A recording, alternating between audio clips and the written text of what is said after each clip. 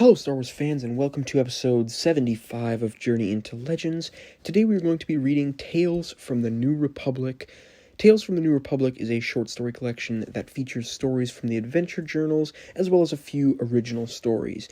I'm really excited to get back into some short stories since it's been a really long time since the last collection. Anyways, without further ado, let's read and review.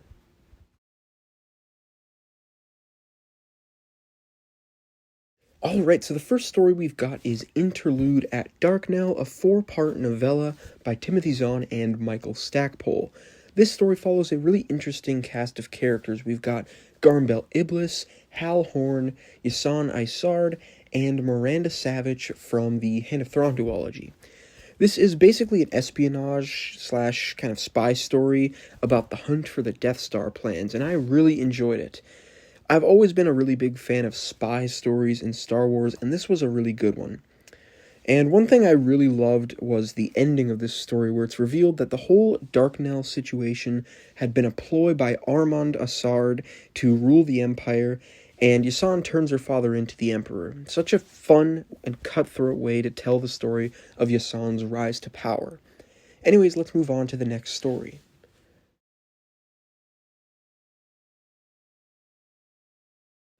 Alright, next we have another story by Timothy Zahn titled Jade Solitaire from the cancelled Adventure Journal 17.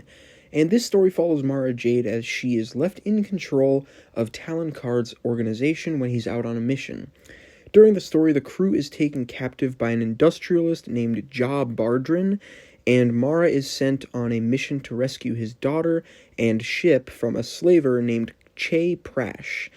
Overall, this was a pretty decent adventure with some fun enough new characters, and a pretty good explanation on how Mara acquires the Jade's Fire, as well as how Hisaishi joins Karrde's crew.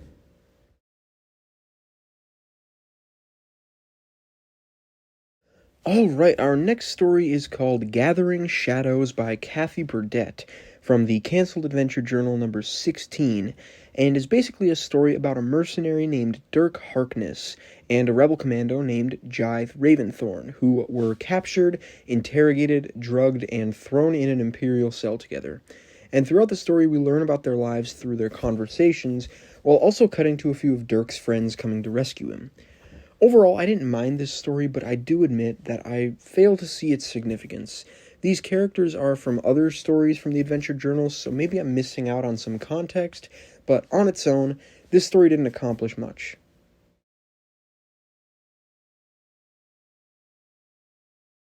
Alright, next we've got a story by Chris Cassidy and Tish Paul called Hutt and Seek from the cancelled Adventure Journal number 16. This one follows a group of smugglers named Fennec Nabon and Gitzadogder. In this story, the two smugglers go on a mission with Mistral Shadow Guards Dunk Tracy and Shadadu Call to transport Twi'lek slaves from Ryloth to Nal Hutta. As the mission goes on, tensions arise over slavery as an ethical dilemma, and the mission goes off the rails. Overall, this was another story that wasn't too special. However, I did enjoy the subject matter, the discussion of slavery, as well as the surprise appearance of Shadadu Call and eventually Durga the Hutt.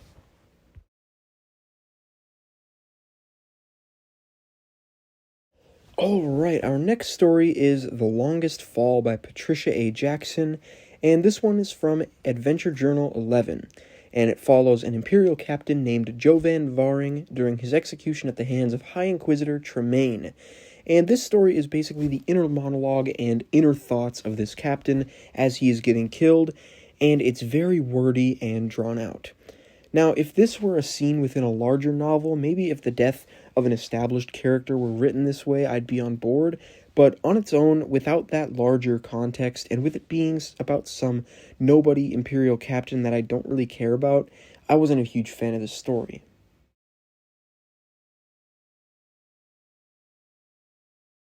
Alright, so our next story is called Conflict of Interest by Laurie Burns, and this one was originally from Adventure Journal number 13, and I absolutely loved this one. I was not expecting to, but I did. This one follows a New Republic intelligence officer named Selby Jarrad as she and a few others go on an undercover mission to the planet Verkuel, I think it's pronounced, to basically take the governor hostage, invade the planet, and free it from Imperial rule. However, the mission, of course, goes off the rails, and very quickly Selby has to take matters into her own hands. However, there's a wild card thrown into the mix, an Imperial aide named Davin Quarrel, who is apparently also a New Republic agent. And when things start going wrong, Selby and Quarrel are trying to salvage this secret mission. Quarrel betrays Selby. Turns out Quarrel is not an Imperial agent, he's a member of the planet's old royal family. However, instead of resenting the Empire for taking over his planet, he believes in the Empire. He believes his family was evil, and that the Empire saved his planet, and that by freeing the planet, the New Republic will actually be making things worse. And the thing is, he's kind of right, or at least he makes some very valid points. Anyways, I really enjoyed this story. I enjoyed the characters of Selby and Quarrel, and I enjoyed the moral ambiguity this story presented. Overall, this one was very good, and one of my favorites so far.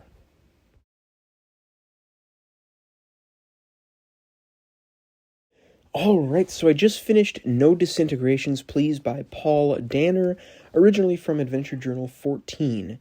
In this one, a storyteller tells a group of children a story about Boba Fett. In the story, Boba Fett is hunting a slicer named Revo Zarin, who seeks refuge at his brother's Imperial garrison. During the hunt, Boba fights his way into the garrison, but Revo is able to escape. The story ends with the revelation that the storyteller is Revo himself, and Boba has finally caught up to him. Overall, this was a fun story. I always enjoy more Boba Fett stories, and I enjoyed the, albeit predictable, twist that the storyteller is Revo.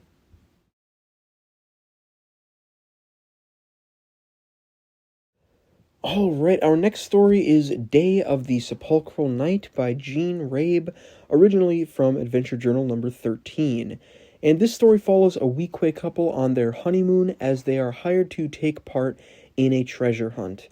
During an eclipse of the planet Zelos 2, the two Weequays venture out with some other hunters to find some treasure hidden in an underwater cave exposed by the low tide.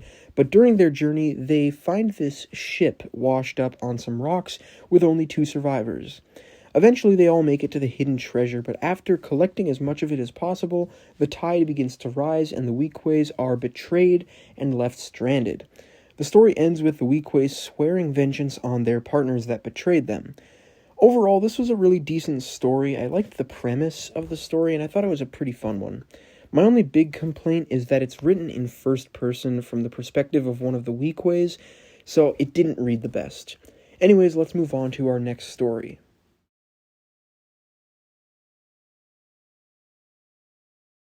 Alright, our next story is called Uhl Eharl Khoehng by Patricia A. Jackson, and it's originally from Adventure Journal 8. This one follows a novice Jedi named Fable Aston who travels to True Lawless to learn the ways of the Force from Adalric Brandel in order to fight a dark Jedi named Vialko. During the story, we see her training as well as her falling in love with Brandel's son Jaleb, and we also see her kill Vialko. Overall, I was not a big fan of this one. I didn't like Fable as a character, I didn't like the writing, and I thought the story was very drawn out and way too long. I did like Adalric Brandel once again. I liked him in Tales from the Empire, and I liked him here as well. He's a cool, mysterious character. But other than that, this one just wasn't for me.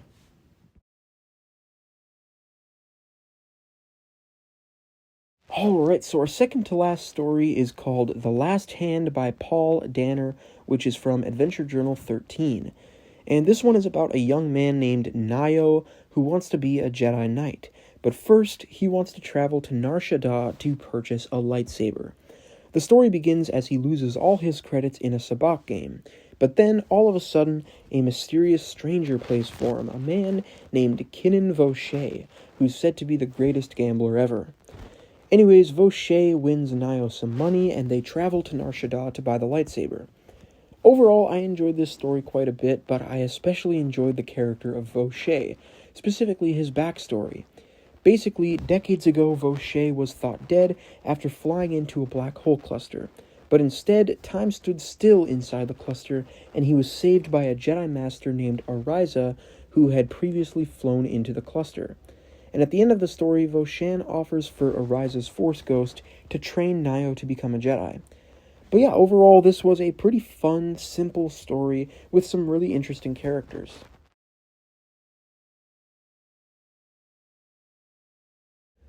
And for our last story, we have Simple Tricks by Chris Cassidy and Tish Paul. And this one continues the story of Fennec and Gitza from Hutt and Seek, as their ship's hyperdrive fries and they're forced to land on a planet for a month for repairs. Anyways, after Gitza cons and pretends to be a Jedi, she attracts the attention of a real Jedi named Zeth Faust, who ends up being Kip Duron in disguise. And when Gitza gets herself into trouble with Hutt representatives, Fennec and Kip have to rescue her. Overall, I really liked this story, as well as Kip's inclusion, but I had one major issue with this story, and that was the way it handled Kip's guilt about destroying Karita in the Jedi Academy trilogy. The reason I had a problem with it is because the authors purposefully omitted an extremely relevant detail, which is Exar Kun's involvement in Kip's fall. Now, I don't know if the authors were just trying to take a moral stance by putting all the blame on Kip, or maybe they didn't want to run the risk of, condoning genocide, or perhaps they just didn't feel it was a necessary detail to include. Whatever the reason, I found it really odd that Kun wasn't even mentioned.